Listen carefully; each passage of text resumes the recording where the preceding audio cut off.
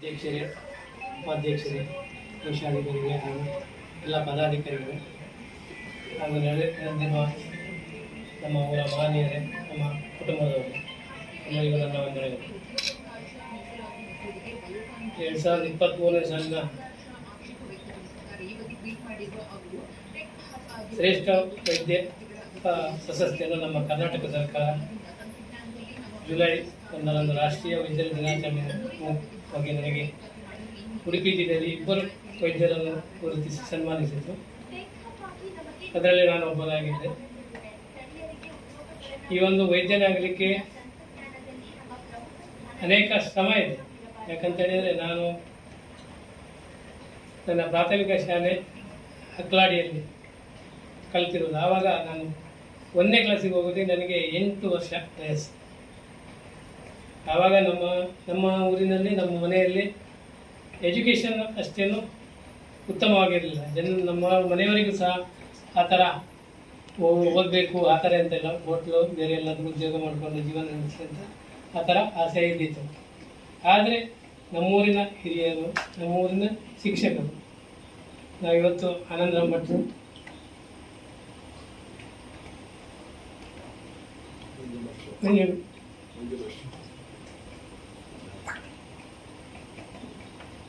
Bhaskar master,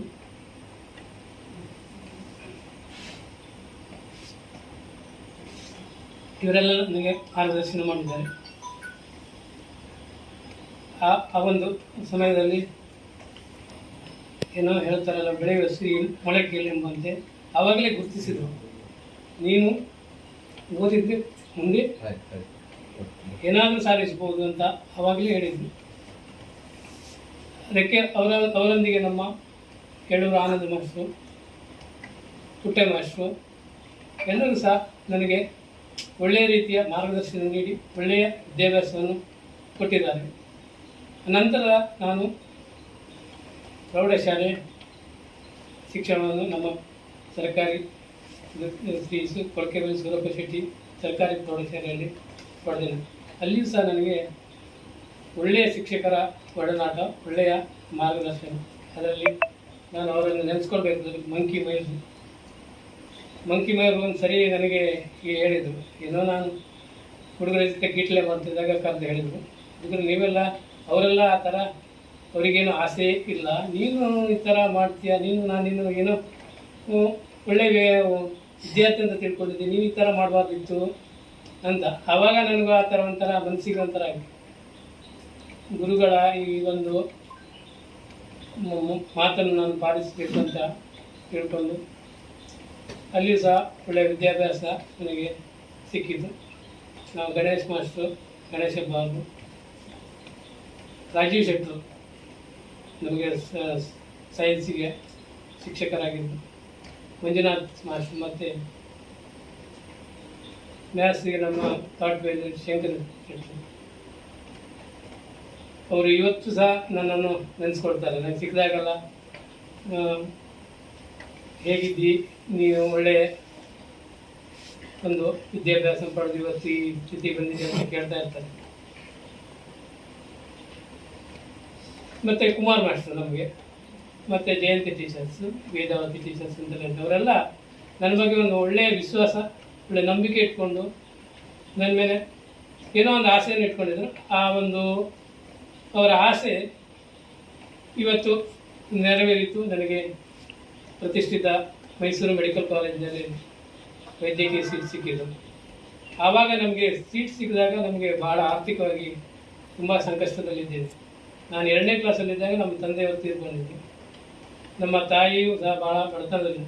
ಆವಾಗ ನಮಗೆ ತಂದೆಯಾಗಿ ನಮ್ಮ ಅಕ್ಕನಗಣ್ಣ ಭಾವ, ಅಮ್ಮಯ್ಯ ಪೂಜಾರು, ಅಣ್ಣ, ಇಬ್ಬರು ಅಣ್ಣಂದಿರು, ಅವರು ಹೋಟೆಲ್ನಲ್ಲಿ ಉದ್ಯೋಗ ಮಾಡಿ ನಮಗೆ ವಿದ್ಯಾಭ್ಯಾಸವನ್ನೆಲ್ಲ ಕೊಟ್ಟಿದ್ದರು. ನಮ್ಮ ಭಾವ ಎಲ್ಲಿ ದಾನಿಗಳಲ್ಲಿದ್ದಾರಂತ ನಾನು ಅವರನ್ನು ಹುಡುಕಿಕೊಂಡು ಹೋಗಿ ನನಗೆ ವಿದ್ಯಾಭ್ಯಾಸಕ್ಕೆ ಸಹಾಯವನ್ನು ಮಾಡಿದರು. ನಂತರ ನಾನು 2001ರಲ್ಲಿ ಮೈಸೂರು MBBS ಪದವಿಯನ್ನು ಮುಗಿಸಿ 2002ರಿಂದ 2006 ತನಕ ಕೇರಳದ ಕಣ್ಣೂರಿನಲ್ಲಿ ಖಾಸಗಿ ಆಸ್ಪತ್ರೆಯಲ್ಲಿ ವೈದ್ಯರಾಗಿ ಕರ್ತವ್ಯವನ್ನು ನಿರ್ವಹಿಸಿದೆ. ಆವಾಗ ಯಾಕೆ ಹೋಗಿದೆ ಅಂತ ಹೇಳಿದ್ರೆ ನಮ್ಮಲ್ಲಿ ಆವಾಗ ವಿದ್ಯಾಭ್ಯಾಸಕ್ಕೆ ತುಂಬ ಹಣ ಖರ್ಚಾಗಿತ್ತು, ಸಾಲ ಎಲ್ಲ ಮಾಡಿದ್ದೇವೆ. ಸಾಲ ತೀರಿಸಲಿಕ್ಕೆ ಭಾಳ ವೇಗವಾಗಿ ದುಡಿಯಬೇಕಿದ್ರೆ ಕೇರಳ ಕಡೆ ಹೋಗ್ಬೇಕು. ಆವಾಗ ಅಲ್ಲಿ ಒಳ್ಳೆಯ ವೇತನ ಕೊಡ್ತಾ ಇದ್ರು. ಆಮೇಲೆ ನನಗೆ ಒಂಥರ ಆಯಿತು, ದುಡಿದು ಎಷ್ಟಂತ ದುಡಿಯುವುದು, ಹೀಗೆ ಹಣ ಬರ್ತದೆ ಹೋಗ್ತದೆ. ಆದರೆ ನಾನು ಓದಿದ್ದು ನಮ್ಮ ಊರಿನ ಜನರ ಸಹಾಯದಿಂದ, ನಮ್ಮೂರಿನ ಶಿಕ್ಷಕರ ಅವರ ಒಂದು ಪರಿಶ್ರಮದಿಂದ ನಾನು ಕೇರಳದಲ್ಲಿ ಸರ್ವಿಸ್ ಮಾಡಿದರೆ ನಮ್ಮೂರಿನ ಜನರಿಗೆ ಸೇವೆ ಸಿಗಲ್ಲ ಅಂಥೇಳಿ ನಾನು ನೇರ 2006ರಿಂದ ಕರ್ನಾಟಕ ಸರ್ಕಾರದ ಇದರಲ್ಲಿ ಗುತ್ತಿಗೆ ಆಧಾರದ ಮೇಲೆ ಪ್ರಾಥಮಿಕ ಸಮುದಾಯ ಆರೋಗ್ಯದ ಬೆಂಗಳೂರಿನಲ್ಲಿ 2 ವರ್ಷ ಕಾಲ ಸೇವೆಯನ್ನು ಮಾಡಿದೆ. ನಂತರ 2008ರಲ್ಲಿ ನನಗೆ ಡೈರೆಕ್ಟ್ ಇಂಟರ್ವ್ಯೂಲ್ಲಿ KPS ಅಲ್ಲಿ ಸೆಲೆಕ್ಟ್ ಆಗಿ ಪ್ರಾಥಮಿಕ ಆರೋಗ್ಯದ ನಾಡದಲ್ಲಿ ಕಾಯಂ ವೈದ್ಯಾಧಿಕಾರಿ ಕರ್ತವ್ಯವನ್ನು ನಿರ್ವಹಿಸಿದೆ.